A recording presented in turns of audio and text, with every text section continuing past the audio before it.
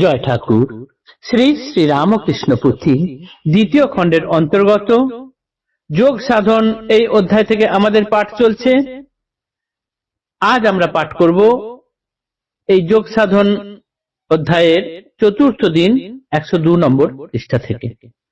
এর আগের পাঠে আমরা দেখেছি তোতাপুরী ঠাকুরকে নিরাকার পরম ব্রহ্ম সাধনে রাজি করাতে পেরেছেন এবং ঠাকুরও তাতে রাজি হয়েছেন।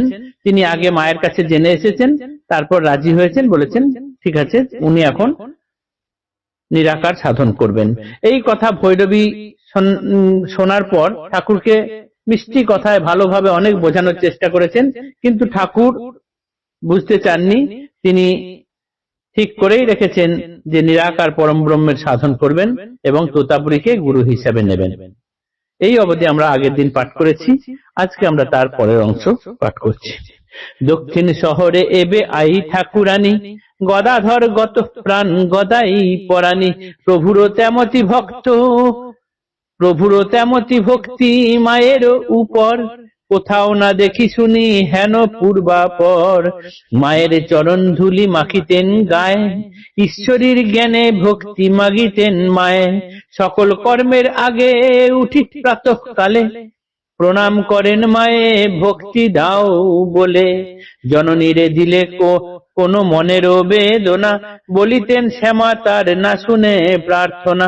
ঈশ্বরের পদে ভক্তি কখনো না মিলে, যদি ভাগ্য দোষে মাতা আখি জল ফেলে। মাতা তুষ্টে সব তুষ্ট, তুষ্ট জগজন, যত দেব দেবী তুষ্ট, তুষ্ট নারায়ণ। পরম দুর্লভ ভক্তি মিলে অনায়াসে, আজন্ম যদ্যপি কেহ জননীরে তোষে। মায়ের সন্তোষ আর মাতৃপদে মন, সাধনার মধ্যে তার এ এক সাধন। আর বলিতেন প্রভু জগত গোসাই, বাপ মায়ে হর গৌরী সম জ্ঞান চাই। মায়ের পরাণ ধন প্রভু গদাধর, সংসারে বিরাগ হেতু চিন্তা নিরন্তর। সন্ন্যাস গ্রহণ কথা যদি ঢুকে কানে, ছেলের সমান ব্যথা লাগিবে পরাণে। এতেক বুঝিয়া প্রভু যোগী বরে কন, সঙ্গোপনে করিবেন সন্ন্যাস গ্রহণ। কারণ হইয়া জ্ঞাত যোগী বর খুশি, বেশ বলি দিল সায় ব্রহ্মজ্ঞ সন্ন্যাসী। গোপনে গ্রহণ কইলে নাহি কিছু হানি, শুভ দিন নির্ধারিত হইল তখনই। দীক্ষা কাণ্ডে নানাবিধ দ্রব্য প্রয়োজন, বিধান অনুমত শ্রাদ্ধ হোমেরও কারণ। আয়োজন সর্বাঙ্গীন হইল সকল, শুভক্ষণ হেতু দুয়ে সতত বিকল। বিকলতা শ্রীপ্রভুর শত স্বাভাবিক, শিষ্য প্রেমে মুগ্ধ তোতা তাহতে অধিক।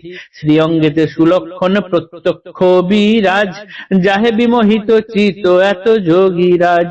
শুভ দিন সমাগত দীক্ষা অঙ্গ শেষ, পরে সাধনাঙ্গে দিলা বিধি উপদেশ।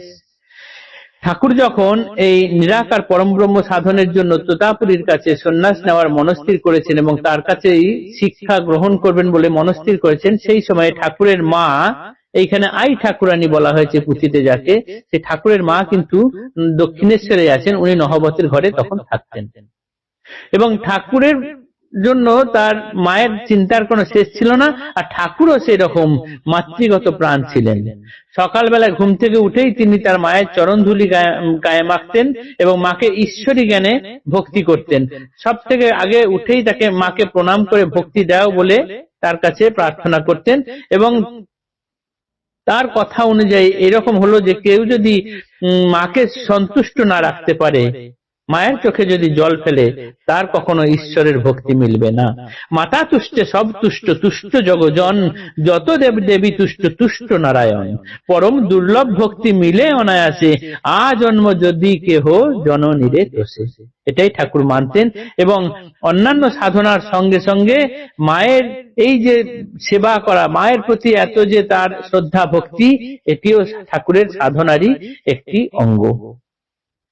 এই রকম অবস্থায় ঠাকুর চিন্তিত হয়ে আছেন যে ঠাকুর যে তোতাপুরীর কাছে সন্ন্যাস দীক্ষা নেবেন, সন্ন্যাস গ্রহণ করবেন, এটি মা জানলে তো মায়ের খুব কষ্ট লাগবে। তাই তোতাপুরীকে বললেন যে আমি গোপনে সন্ন্যাস নেব, মা যেন জানতে না পারে। এতে তোতাপুরীও খুশি হলেন যে গোপনে সন্ন্যাস নিলে কোনো কিছু হানি নেই, অসুবিধা নেই। ঠিক আছে, দীক্ষার দিন ঠিক হলো, বিধি বিধান অনুযায়ী শ্রাদ্ধ, হোম, এসব সবকিছু করা হলো। শুভক্ষণে ঠাকুর গেলেন ভাবাবিষ্ট হয়ে, তার অঙ্গ বিকল হয়ে গেল। এবং এটি দেখে তার গুরু তোতা তখন আরো বেশি অধিক সন্তুষ্ট হলেন। তারপর শুভ দিনে দীক্ষা শেষ হয়ে গেলে সাধনার জন্য যা যা করতে হবে সেই উপদেশগুলো তিনি ঠাকুরকে দিলেন। আজকের পাঠ এতটুকুই থাকুক। ঠাকুর এই প্রথম সন্ন্যাস দীক্ষা নিলেন তোতাপুরীর কাছে, এইটাই আমরা আজকে দেখলাম। আগামীকাল দেখব এরপরে তার সাধনা, যে সাধনায় তিনি কি দ্রুত সিদ্ধি লাভ করেছিলেন। জয় ঠাকুর, নমস্কার।